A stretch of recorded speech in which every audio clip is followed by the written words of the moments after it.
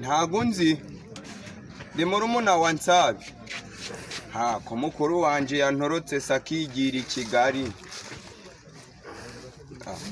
we yaragafashe nta kazi kabagayo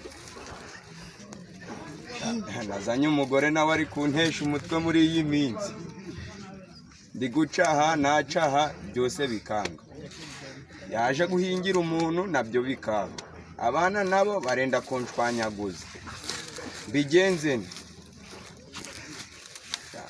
nikiyede niyo cabiri nagikorera rwose ariko nkatoroka uyu mugore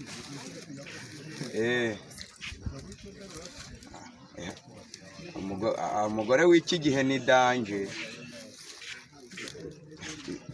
se ibyo biri muri gushiramo byo nibiki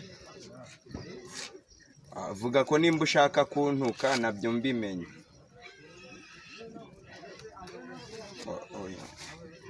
ngo ariko numvishe mijambo ngo arena kuba umusekiriti byo nabishobora ariko ndumvaga ngo I Kigali habaga ibisambo bitazanyivunira akaguru ibya Dogiteri se byo mukuru wanje ngo ndumva yaragafashe asigara avura ibihaha n'imitima n'abagwaye za toromo oya nje wenda nubwo namumesera ariko nako kazaka kama kari kagoga habandi inaha ngaho iwacu twarakubiswe ubutaka ntibukirumbuka na bya birayi washaga wasize mu caro nabyo ntaho bicera na za peko zose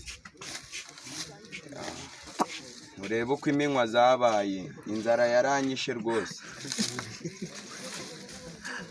nshakira agatike nze daho ndi kumva waragafashe shaho si cyatanu cyangwa bibiri byo kugera I Kigali ko nabyo ari danje ndi kubifata nabyo umugore akabinshikuza nabifata akanshikuza ubu se nzabigenze nzamutoroke cyangwa